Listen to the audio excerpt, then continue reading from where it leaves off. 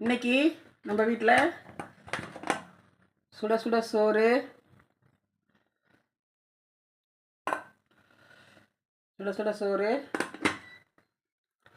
அப்புறம் இன்னைக்கு நாட்டுக்கோழி குழம்பு.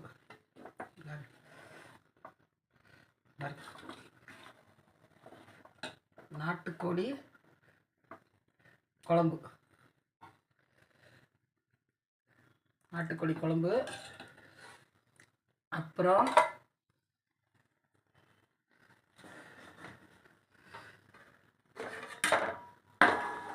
பள்ளிப்பாளையம் சிக்கன், நாட்டுக்கோழி